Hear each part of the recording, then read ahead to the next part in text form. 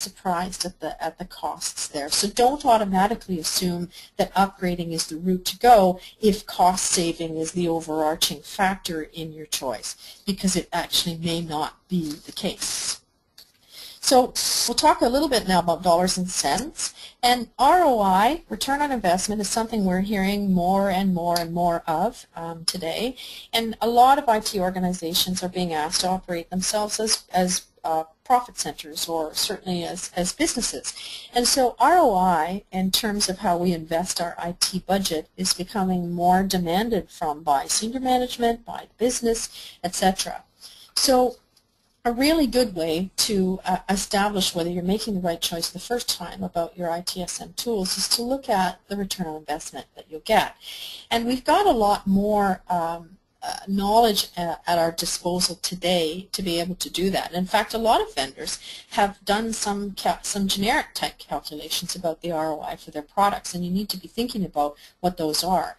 So the slide that you're looking at now has some factors listed on the left that go into helping develop a return on investment calculation for an upgrade or for a replacement for with respect to ITSM tools. Now, this is not an all-inclusive list, and there are some great tools out there that can help you figure out what your ROI is. But at a very basic level, one of the things you need to first do is look at what your current operational costs are. Now, this is an area that seems so simple, and yet many organizations don't really have a handle on what their costs actually are.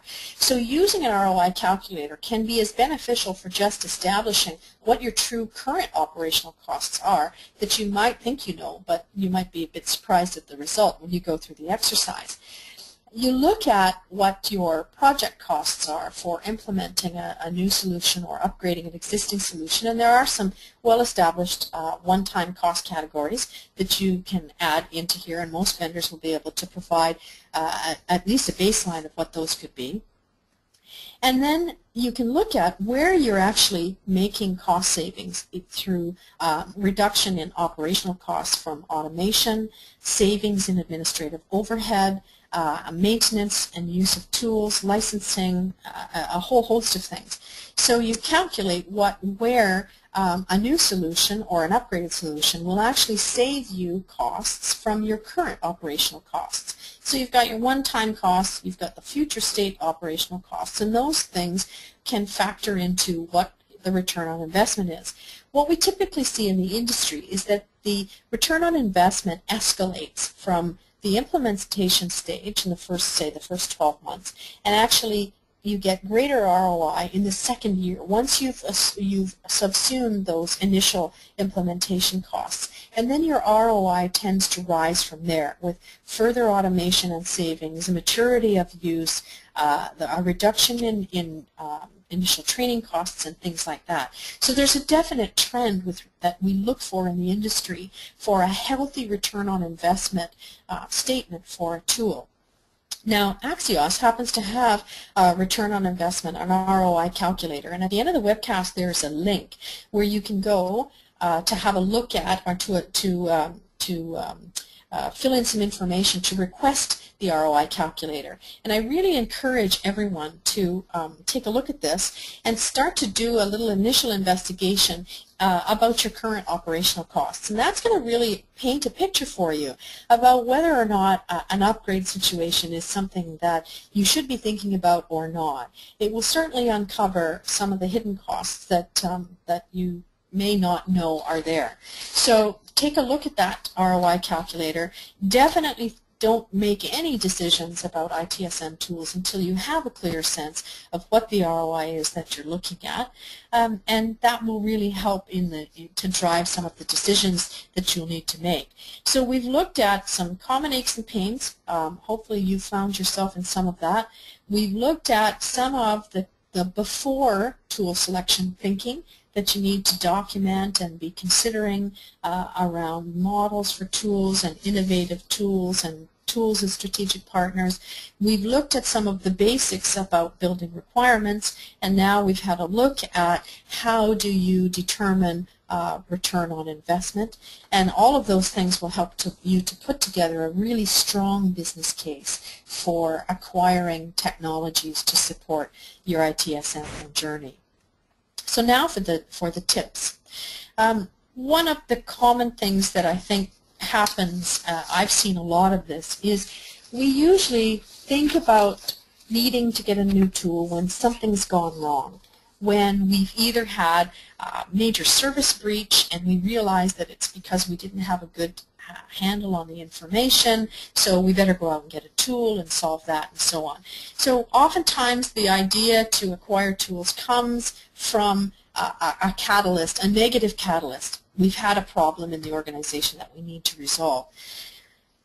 The best advice here is don't rush into a decision. No matter how pressured you feel to resolve an issue or situation, take the time to go through all of the steps that we've talked about today so that you're making the right decision the first time, and you're not going to exacerbate a problem by making a hasty decision when it comes to tools. So no matter how pressured you feel, take the time to do this right the first time.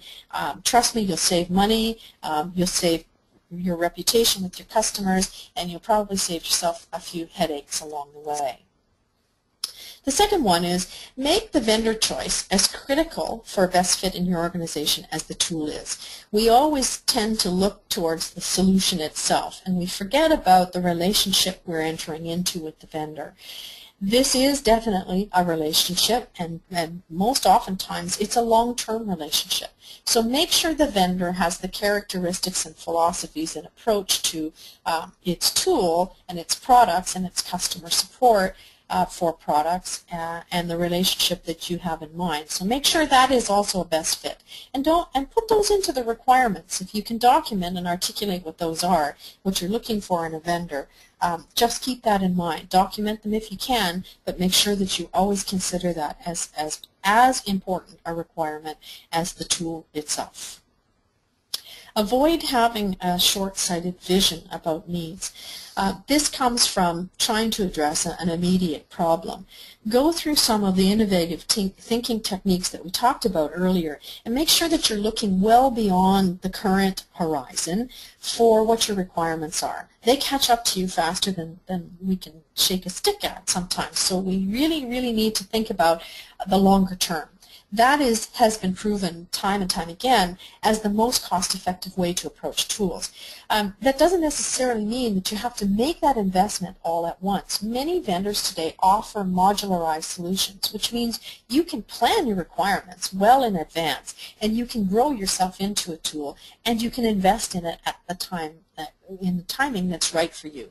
So when it comes to thinking about requirements, think well ahead of where you think you need to be, and that's generally the right target to shoot for. Make sure that you talk to experts and customers and vendors. Look to leverage the experience that others have had. Learn from the mistakes, learn from the successes, get some advice. Talk to vendors and their customers. Good vendors will give you references that you can talk to people who have similar types of implementation of technology that you're looking for in your requirements, and really get a sense of what things look like on the ground.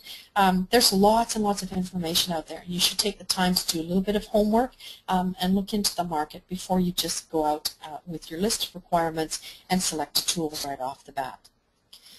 Always choose a technology that fits your need. Don't choose solutions that you have to fit into. And as I mentioned earlier, most solutions today have a modularized component to them that you can grow into.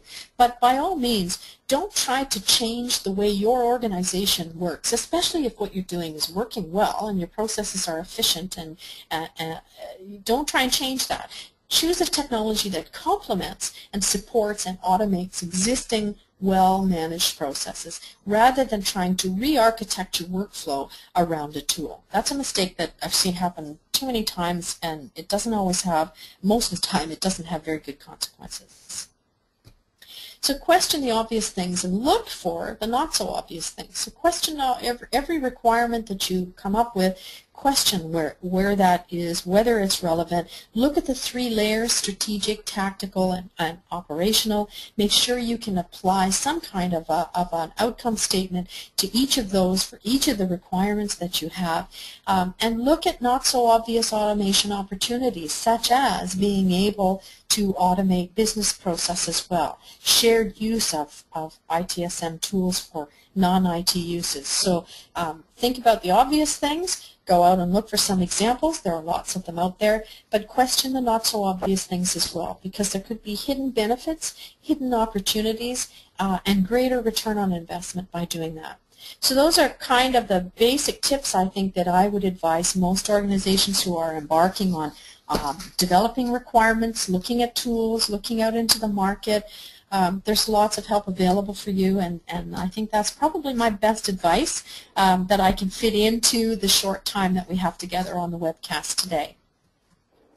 So what you're looking at here are some additional resources, and there are, under the ITSM tooling resources, there are some links, and there is a specific link there that I want to draw your attention to about the ROI calculator. But hopefully you'll find a host of a wealth of information within these additional resources that you can look to help you supplement your knowledge and capability with your ITSM tool search. So thanks a lot for your time today. It's been a lot of fun for me. I'm going to turn it back over to Emily, and she'll take us from here. Thank you so much, Sharon. As Sharon has already pointed out, we do have a number of other resources. She mentioned the supporting white paper that will go into further detail on what we've talked about today on the webcast. And you'll get an email with information about that white paper, as well as a recording to today's webcast and the slides. I know a lot of you throughout the presentation submitted an inquiry as whether or not you would get a copy of the slides, and definitely those are coming. I also just want to briefly draw your attention to some of the other links on the bottom of the screen that we have a host of other resources on various ITSM-related topics. We've got white papers, other on-demand webcasts. We have just data sheets about our solution and some ITIL-based case studies. So we did have a few questions that have come in throughout the presentation. One of them is, can you please elaborate on your experience on the importance of managing CIs and their relationships for successful adoption to other ITIL processes, and just building upon that, how important are CIs to the other ITIL processes from an effectiveness point of view? Okay, that's a multi-part question, but it's a good question. A lot of, as you're talking to experts in the industry, many of them, and even the information that we read, much of it talks about the importance of a configuration management system to a holistic, well-functioning ITSM practice. And that actually really is true. Now, that isn't to say that the first place you should look when you're looking for tools is into configuration management. It is an integral part, and CIs really do have a very strong relationship with how effective other processes work.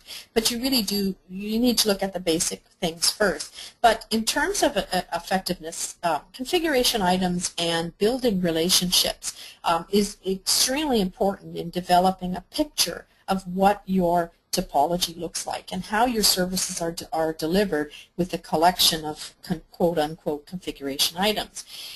That can be very useful in all other process areas, such as incident management. If you think about service desk agents or Tier 2 or Tier 3 support, being able to look at an incident and some of the symptoms that a customer is experiencing connected to all of the components that are affected by that service or that are used to deliver that service, it really provides you with a lot of intelligence and the capability to actually respond more quickly and improve your SLA times by being able to see the environment that way.